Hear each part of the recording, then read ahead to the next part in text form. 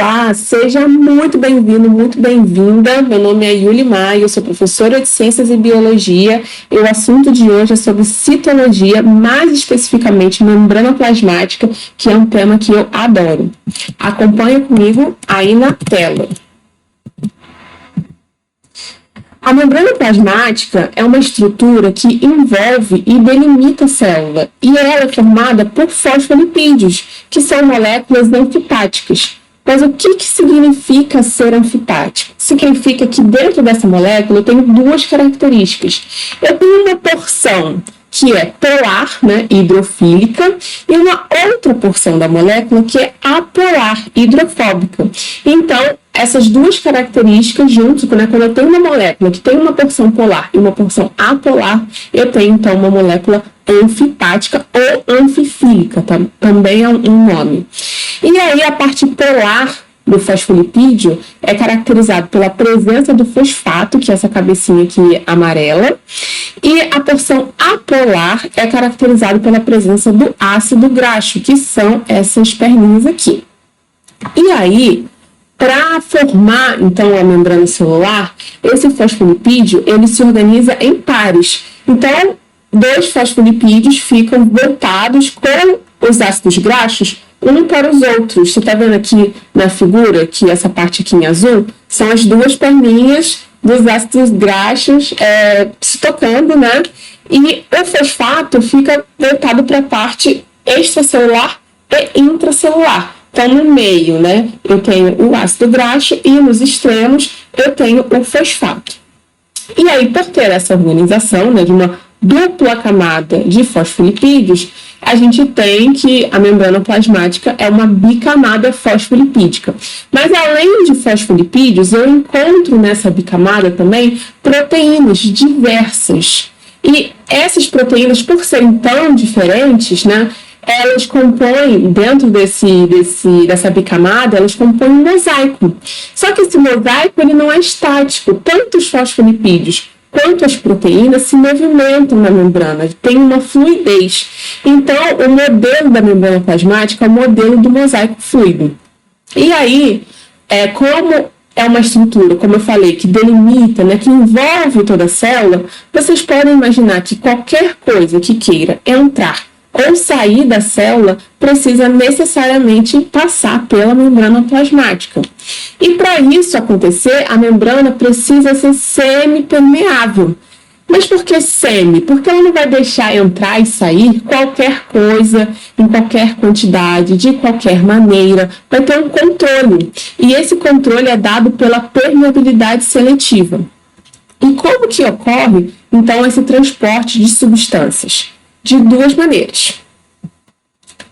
Ele pode ocorrer de forma passiva e de forma ativa. Qual é a diferença básica entre esses dois tipos de transporte? O transporte passivo, ele ocorre sem uso de ATP, ou seja, sem gasto de energia, e o transporte ativo ocorre com o uso de ATP, com gasto de energia. Eu gosto de fazer uma comparação desses tipos de transporte com um ônibus lotado. Você imagina, você está num ônibus super cheio e você está espremido na porta do ônibus. Aí o motorista vai parar no ponto e abrir a porta. Nem é o seu ponto de descer, nem é o lugar que você ia descer, mas o fato de estar tão cheio ali e o motorista abre a porta faz com que você saia do ônibus, seja jogado, né? Você nem precisa se esforçar, você não precisa gastar energia para isso. É natural que você vá para o lado de fora, porque você está num ambiente muito concentrado e é natural que você vá para um ambiente menos concentrado, é até mais confortável.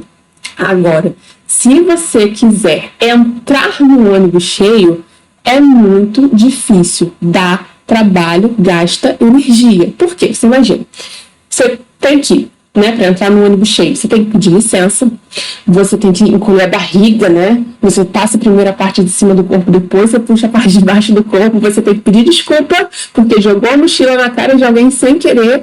Então, isso dá trabalho, você chega lá no final do ônibus suado, Porque isso você está indo no lugar com menos concentração de pessoas e indo para um lugar com maior concentração de pessoas. Então, isso é contra o gradiente de concentração. Envolve necessariamente um esforço.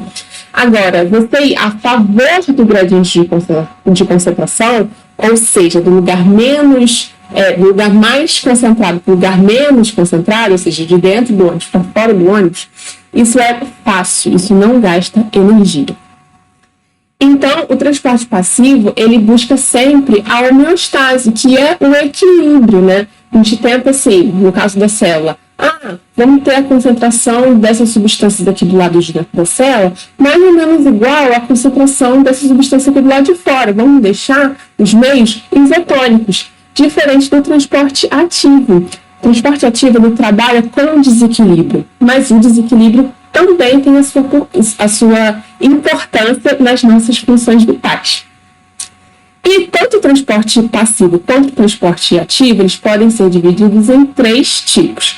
O transporte passivo se divide em difusão simples, difusão facilitada e osmose, enquanto o transporte ativo se divide em transporte ativo primário, transporte ativo secundário e transporte por vesículas.